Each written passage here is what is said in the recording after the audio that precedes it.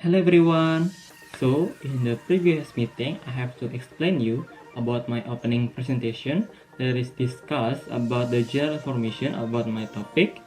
So now I will explain more detail about my topic, that is the child abuse. Before that, let me introduce myself first. So my name is Gusti Ngurah Agung Kumara. You can call me Agung and keep listening guys.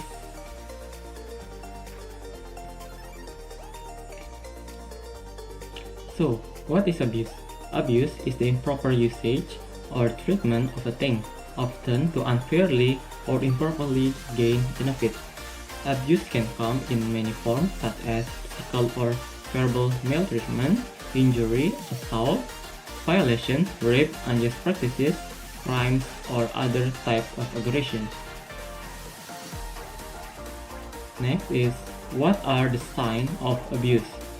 Signs may include: first, isolation; the second, irrational jealousy; the third, subtle presence of physical violence; the fourth, discounting, minimizing, and trivializing; the fifth, criticizing; the sixth, withholding; the last is blaming.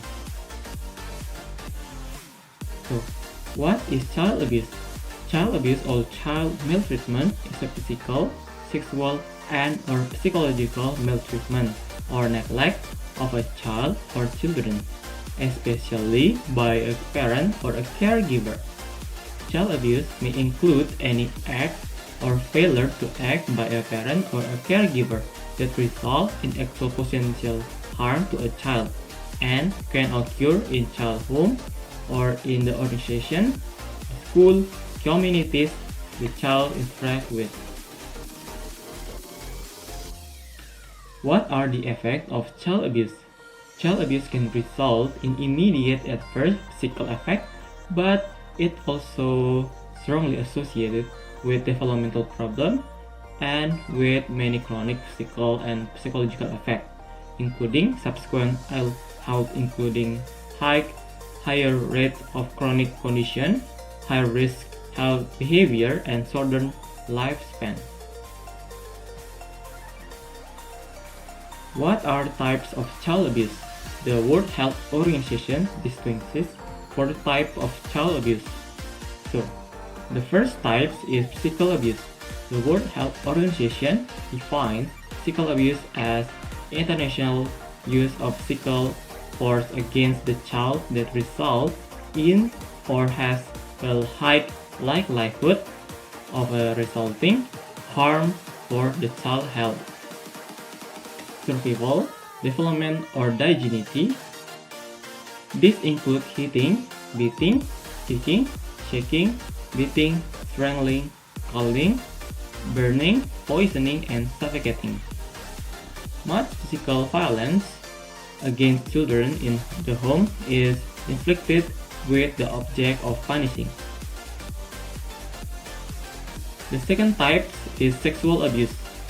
Child sexual abuse is a form of child abuse in which an adult or older adolescent abuses a child for sexual stimulation.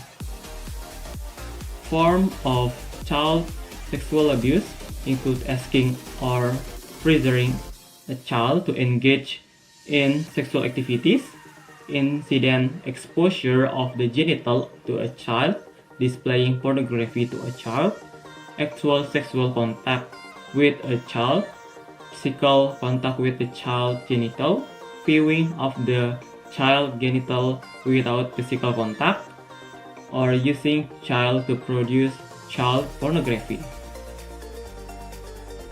So, the third type is psychological abuse.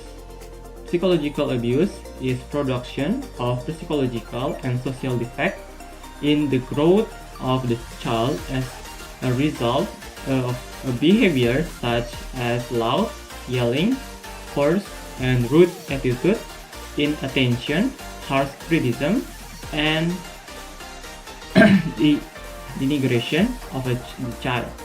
Personality, emotional abuse can result in abnormal or disrupted attachment development, a tendency for victims to blame themselves for the abuse, learned helplessness, and overly passive behavior.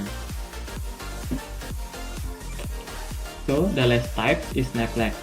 Child neglect is the failure of a parent or other person with responsibility for the child to provide needed food, clothing, shelter, medical care, or supervision to the degree that the child health, safety, of well-being may be threatened with harm.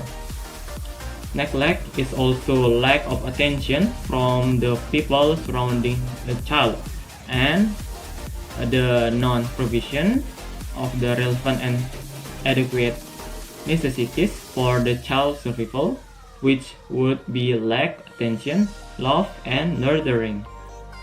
How parents prevent the child abuse? First is volunteer time.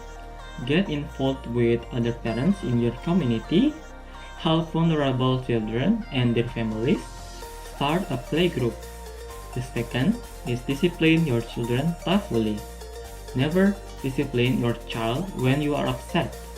Give yourself time to calm down. Remember that discipline is a way to teach your child. Use privilege to encourage good behavior and timeout to help your child regain control. The third, examine your behavior. Abuse is not just physical. Both word and action can inflict deep, lasting wounds. Be a nurturing parent. Use your action to show children and other adults that conflict can be settled without hitting or yelling. The fourth, educate yourself and others. Simple support for children and parents can be the best way to prevent child abuse. After school activities, parents' education classes, mentoring program, and respite care are some of the many ways to keep children safe from harm. Be a voice in support of this effort in your community. The fifth is teach children their rights. When children are taught they are special and they have the right to be safe, they are less likely to think abuse is their fault and more likely to report an offender. So I think that's all the information that I want to explain, and I hope you can understand about my explanation, and I hope you enjoy the video. That's word. Stay safe and see you next time. Bye bye.